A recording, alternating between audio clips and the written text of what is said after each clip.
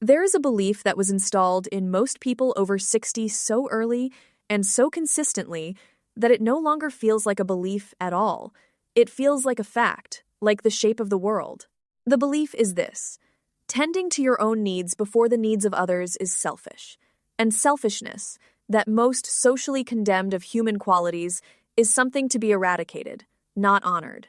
So the needs got set aside, the exhaustion was pushed through, the discomfort was endured quietly, because what kind of person stops to take care of themselves when there are people depending on them, when there is always more to do, when everyone else needs something first? What biology is now revealing, with considerable precision, is that this belief has a body count, not a metaphorical one, a measurable, physiological one: chronic self-neglect.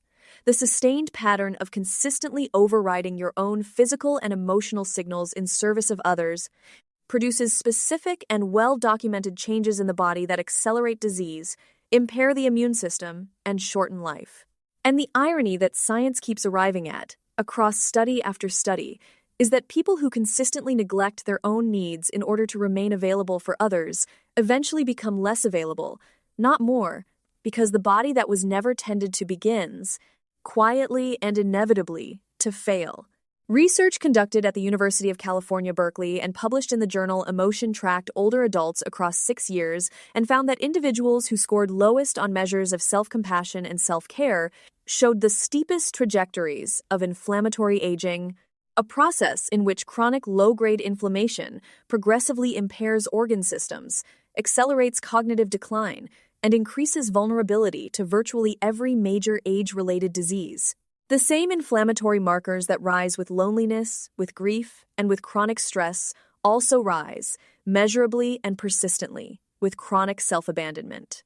The body does not distinguish between a wound caused by the world and a wound caused by the person themselves. Dr.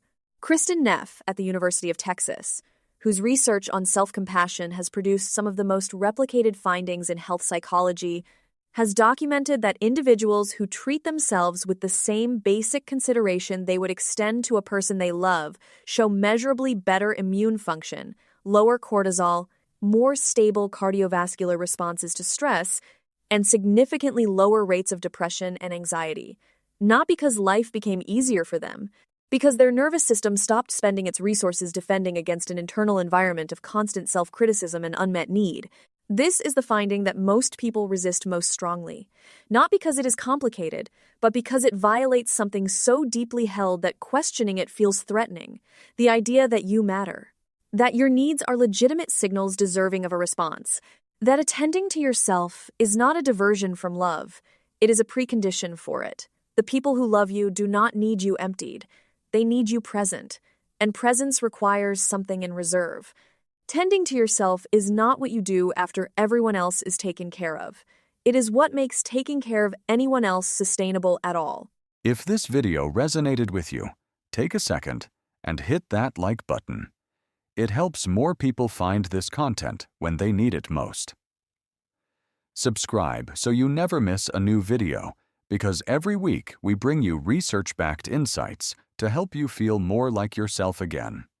And if you know someone who might need to hear this, a friend, a parent, a sibling, share it with them. Sometimes the most caring thing we can do is pass along the right words at the right moment. I'll see you in the next one.